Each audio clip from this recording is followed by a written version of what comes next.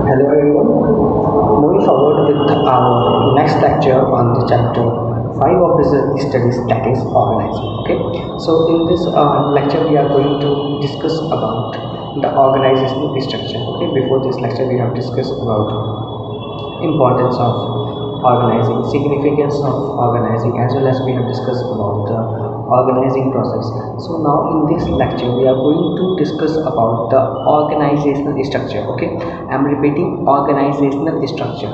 So when we talk about organizational structure, we must know what does it means. ठीक है, जब हम organisational structure के बारे में बात कर रहे हैं तब हमें पता होना चाहिए कि ऑर्गेनाइजेशनल स्ट्रक्चर असल में है क्या। तो जैसा कि आप बोर्ड पे देख पा रहे हैं that it refers to the network of job positions, responsibilities and authority at different levels. ठीक है, कंप्लीट नेटवर्क जो होता है किसका, जॉब पोजीशन का, अथॉरिटी का, रेस्पॉन्सिबिलिटी का, मतलब किसको क्या जॉब पोजीशन मिला है, किसको क्या अथॉरिटी मिली है, किसको क्या रेस्पॉन्सिबिलिटी मिली है, इसका जो कंप्लीट नेटवर्क होता है। ठीक है, जो कंप्लीट सम अप नेटवर्क होता है, उस पूरे सम अप नेटवर्क को, उस टोटल नेटवर्क को हम कहते हैं ऑर्गेनाइजेशनल स्ट्रक्चर। ठीक है, तो ऑर्गेनाइजेशनल स्ट्रक्चर को समझिए कि इसमें जनरली हम डिफाइन करते हैं कि जो सुपीरियर है या जो सबऑर्डिनेट है, मतलब जो भी कंपनी के एम्प्लॉयज़ हैं उनका क्या जॉब पोजीशन होगा, उनको क्या अथॉरिटीज़ जो है परफॉर्म करनी है और साथ ही साथ उनकी क्या रेस्पॉन्सिबिलिटीज़ हैं। अब इसके बिहाफ पे किसी भी कंपनी में दो टाइप के स्ट्रक्चर होते हैं। ठीक है, ऑर्गेनाइजेशनल स्ट्रक्चर जो है वो दो टाइप्स के होते हैं। नंबर वन है आपका फंक्शनल स्ट्रक्चर। ठीक है, जैसा कि आप देख पा रहे हैं, नंबर वन क्या है आपका फंक्शनल स्ट्रक्चर।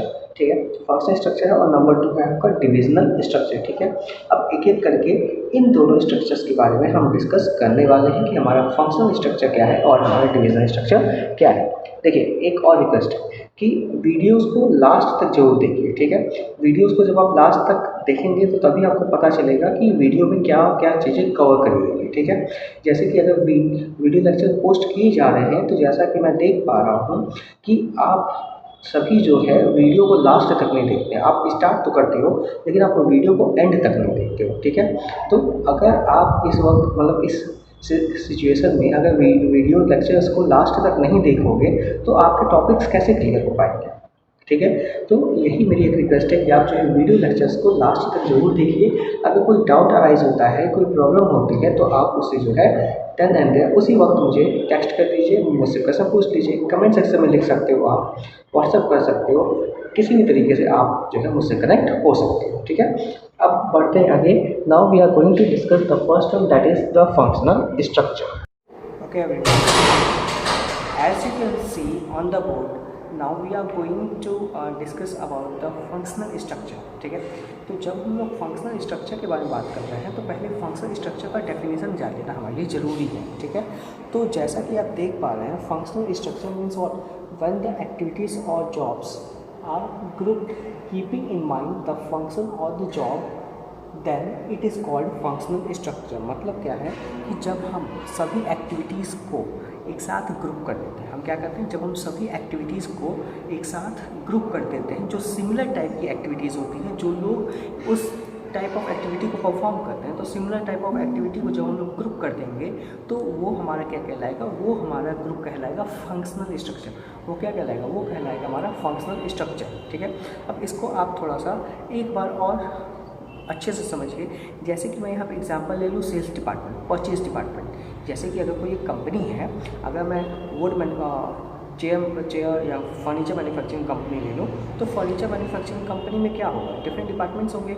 सेल्स डिपार्टमेंट होगा जिसका काम होगा सेल्स करना, परचेज डिपार्टमेंट होगा जिसका काम होगा रॉ मटेरियल परचेज करना, फाइनेंस डिपार्टमेंट होगा जिसका काम होगा फाइनेंस को अरेंज करना। तो डिफरेंट डिपार्टमेंट्स होंगे। तो बेसिकली ये डिपार्टमेंट्स किस लिए बनाए जाते हैं, क्यों बनाए जाते हैं, तो ये बेसिकली डिपार्टमेंट्स इसलिए बनाए जाते हैं ताकि इनको पता रहे, को पता रहे ये लोग क्या करने वाले हैं, ठीक है। तो अब आप इसी से जो है अंदाज़ा लगा लीजिए कि फंक्शनल स्ट्रक्चर में क्या होता है कि जो लोग एक तरीके का एक्टिविटी परफॉर्म करते हैं उन सभी लोगों को हम लोग एक ग्रुप में बांट देते हैं, एक डिपार्टमेंट में बांट देते हैं, और उस डिपार्टमेंट को या उस स्ट्रक्चर को हम लोग कहते हैं फंक्शनल स्ट्रक्चर, ठीक है। अब इसके कुछ एडवांटेजेस हैं, ठीक है। इसके कुछ एडवांटेजेस हैं। पहला क्या है, स्पेशलाइजेशन, ठीक है। स्पेशलाइजेशन क्या है कि जब बार बार, जब रिपीटेड नंबर ऑफ टाइम्स एक ही एम्प्लॉई को एक ही टाइप का वर्क बार बार दिया जाएगा, रिपीटेड नंबर ऑफ टाइम्स उससे सेम टाइप ऑफ वर्क कराया जाएगा, तो एक ऐसा टाइम भी आता है कि जब वो क्या हो जाता है, वो स्पेशलाइज हो जाएगा, मतलब उसको उस वर्क के बारे में कंप्लीट नॉलेज रहेगा और वो ईजिली वो उस वर्क को परफॉर्म कर लेगा as compare to the others, ठीक है। मतलब वो पहले से ज़्यादा और अच्छे तरीके से उस वर्क को परफॉर्म कर लेगा। दूसरा आपका ईजी सुपरविज़न। ईजी सुपरविज़न मतलब कि जो मैनेजर्स होते हैं उनके लिए जो है सुपरवाइज़ करना इजी होता है, या जो भी सुपरवाइज़र होते हैं उनके लिए सुपरविज़न करना इजी होता है। क्यों? क्योंकि वो एक समय पे एक ही एक्टिविटी पे फोकस करेंगे, ठीक है। जैसे एग्जांपल ले लीजिए सेल्स डिपार्टमेंट, तो यहाँ पे जो सेल्स मैनेजर होगा उसको पता है कि उसको केवल सेल्स एक्टिविटी पे ही फोकस करना है, तो यहाँ पे जो सुपरविज़न होगा, जो गाइडेंस होगा, वो भी कहीं ना कहीं काफ़ी ईजी हो जाएगा, काफ़ी आसान हो जाएगा। फिर क्या, ईजी कोऑर्डिनेशन। अब देखिए, जब सभी लोग, जैसे मैं बात कर रहा हूँ सेल्स डिपार्टमेंट की ही मैं बात कर रहा हूँ अभी भी, तो सेल्स डिपार्टमेंट में सभी लोग का वर्क क्या है, सेल्स को इंक्रीज़ करना। मतलब कि जब ग्रुप के सभी लोग एक कॉमन पर्पज़ के लिए ही वर्क कर रहे हैं, ठीक है। जब डिपार्टमेंट्स के सभी लोग एक कॉमन पर्पज़ के लिए वर्क कर रहे हैं तो यहाँ पे कोऑर्डिनेशन बैठाना भी ईजी हो जाएगा। मतलब एम्प्लॉयज़ के बीच में किसी भी टाइप का कोई कन्फ्लिक्ट नहीं अराइज होगा। क्यों? क्योंकि भाई सामने वाले को भी सेल्स करना है, मुझे भी सेल्स करना है, तो फिर क्यों जो है कॉन्फ्लिक्ट अराइज होगा, फिर जो है किस लिए डिफरेंस बिटवीन इंटरेस्ट आएंगे, ठीक है। तो इसीलिए जब हम सिमिलर एक्टिविटीज़ को ग्रुप कर देते हैं तो यहाँ पे जो है इन सिमिलर एक्टिविटीज़ की वजह से वर्कर्स के बीच में कोऑर्डिनेशन बैठाना काफ़ी ज़्यादा ईजी हो जाता है।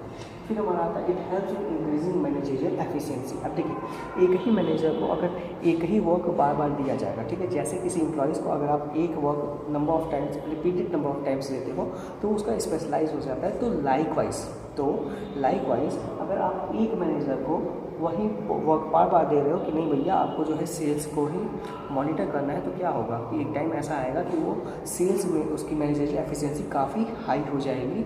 और रिसेशन के भी पीरियड में, मतलब जब ख़राब समय भी चल रहा होगा कंपनी का, तब भी वो जो है अच्छे से परफॉर्म कर लेगा या परफॉर्म करवा देगा, ठीक है। फिर क्या, इफेक्टिव ट्रेनिंग। इफेक्टिव ट्रेनिंग से आप लोग समझिए कि जनरली होता ये है कि यहाँ पे जो है एम्प्लॉयज़ को ट्रेन करना बहुत ईजी हो जाता है, ठीक है। अगर हम फंक्शनल स्ट्रक्चर से चल रहे हैं तो यहाँ पे इफेक्टिव ट्रेनिंग इसलिए इम्पॉर्टेंट है क्योंकि यहाँ पे हम एम्प्लॉयज़ को ईजिली ट्रेन कर सकते हैं, ठीक है। हम एम्प्लॉयज़ को बता सकते हैं कि भैया आपकी जो ट्रेनिंग है वो बड़े आसानी से चल लेगी। क्यों? क्योंकि यहाँ पे जो है सीधी सी बात है कि उनको जो है उसी फंक्शन से रिलेटेड ही ट्रेन किया जाएगा। जैसे अगर प्रोडक्शन वाला है तो उसको प्रोडक्शन को कैसे इंक्रीज़ करना है, कैसे नई टेक्नोलॉजी को इंक्रीज़ करके उसको अपना प्रोडक्शन बढ़ाना है, तो उसको उसी के लिए जो है ट्रेन किया जाएगा। तो यहाँ पे जो ट्रेनिंग होती है हमारी वो फिर काफ़ी ज़्यादा इफेक्टिव हो जाती है, ठीक है। अब हम मूव करते हैं इसके डिसएडवांटेजेस पे, ठीक है। अब हम बात करते हैं इसके डिसएडवांटेजेस। ध्यान दीजिएगा, मैंने ऊपर के मटेरियल को डिस्टर्ब नहीं किया, मैंने केवल जहाँ पे एडवांटेज लिखे थे उसको हटा के मैंने वहाँ पे डिसएडवांटेजेस कर दिए, ठीक है। आपको केवल ये पार्ट चेंज हुआ है, ऊपर का पार्ट सेम है, ठीक है। तो कंफ्यूज मत हो जाइए। तो पहला डिसएडवांटेज क्या है, डिफ़िकल्टी इन अचीविंग ऑर्गेनाइजेशनल गोल, ठीक है।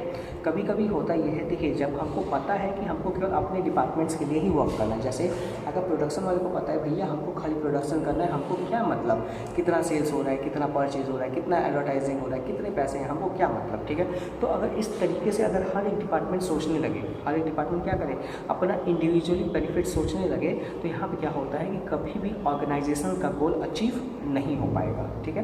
फिर आपका डिक्रीज इन कोऑर्डिनेशन, जैसे हमने बात करी थी कि एम्प्लॉयज़ के बीच में कोऑर्डिनेशन बैठाना ईजी होता है, लेकिन अगर सपोज़ कर लीजिए कि एम्प्लॉयज़ के बीच में कन्फ्लिक्ट अराइज हो गया, अगर एम्प्लॉयज़ के बीच में क्या हुआ, कन्फ्लिक्ट अराइज हो गया, तो यहाँ पे डिले इन वर्क होना पक्का है, ठीक है। जैसे मान लीजिए कि अगर 2 सेल्स पर्सन हैं और उन दोनों के बीच में कॉन्फ्लिक्ट अराइज हो गया कि नहीं भाई ये मतलब मेरे मार्केट में ये एंटर कर रहा है, या इसके या मतलब उसको लगेगा कि नहीं भाई मेरे मार्केट में ये एंटर कर रहा है, तो इस केस में क्या होगा, इस केस में कॉन्फ्लिक्ट अराइज हो जाएगा और दोनों जो है अपने वर्क को छोड़ के एक दूसरे पर ब्लेम करना स्टार्ट कर देंगे। तो अगर ऐसी सिचुएशन पैदा हो जाएगी तो ऐसी सिचुएशन में जो है जनरली वर्क कर पाना पॉसिबल नहीं होगा और फिर डिले इन वर्क होगा, ठीक है। फिर डिपार्टमेंटल हेड्स एटीट्यूड। अब देखिए, अब यहाँ पे एक प्रॉब्लम कभी कभी ये भी अराइज हो जाती है कंपनी में कि जो डिपार्टमेंटल हेड होता है उसका एटीट्यूड मतलब उसका जो थिंकिंग है अपने डिपार्टमेंट के लिए वो कभी कभी जो है एम्प्लॉयज़ को डिस्टर्ब कर देता है, क्योंकि डिपार्टमेंटल हेड सोचने लगता है कि नहीं भाई मैं ही इस पूरे डिपार्टमेंट का किंग हूँ, मैं जो चाहूँगा वही अपने इस डिपार्टमेंट में कराऊँगा, ठीक है। तो यहाँ पे कभी कभी जो है फंक्शनल स्ट्रक्चर में जो है आप बोल सकते हो कि कभी कभी जो डिपार्टमेंटल हेड है उसकी थिंकिंग या फिर वो मतलब उसके जो हम बोल सकते हैं कि उसकी जो आइडियोलॉजी है, उसका जो एटीट्यूड है वो कभी कभी जो है पॉजिटिव वे में कंपनी के लिए वर्क नहीं करता। फिर आपका डिफ़िकल्ट टू फिक्स अकाउंटेबिलिटी।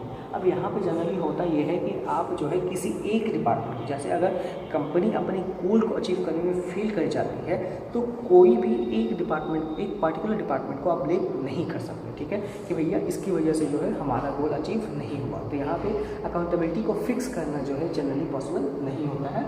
फिर इनफ्लेक्सिबिलिटी। इनफ्लेक्सिबिलिटी में समझिए कि जैसा कि हमने बात किया था, हमने क्या बात किया था, हमने बात किया था इफेक्टिव ट्रेनिंग का। इफेक्टिव ट्रेनिंग मतलब क्या कि हम जो है एम्प्लॉयज़ को अच्छे से ट्रेन कर सकते हैं उनके फील्ड में। आप समझिए, हम केवल एम्प्लॉयज़ को ट्रेन कर सकते हैं उनके फील्ड में, उनके फील्ड को छोड़ के हम उन्हें किसी अदर फील्ड में ट्रेन नहीं कर पाएंगे या नहीं कर सकते, ठीक है। तो इनफ्लेक्सिबिलिटी बन जाएगी भैया, ठीक है। अगर मान लो कि सेल्स डिपार्टमेंट में एम्प्लॉयज़ ज़्यादा हो गए और परचेज़ डिपार्टमेंट में जो है एम्प्लॉयज़ की कमी है, तो सेल्स डिपार्टमेंट को केवल सेल्स की ट्रेनिंग मिली है ना, वो परचेज़ में जाके तो वर्क कर पाएंगे नहीं, ठीक है। तो इसीलिए जो है इनफ्लेक्सिबिलिटी जो है यहाँ पे अराइज हो जाती है। लेकिन इन सभी एडवांटेजेस और डिसएडवांटेजेस के बावजूद, ध्यान से सुनिएगा, इन सभी एडवांटेजेस और डिसएडवांटेजेस के बावजूद फंक्शनल स्ट्रक्चर हमारे लिए यूज़फुल होता है। लेकिन किस टाइप ऑफ कंपनी के लिए? वन लाइन प्रोडक्ट कंपनी के लिए useful for only one line product company.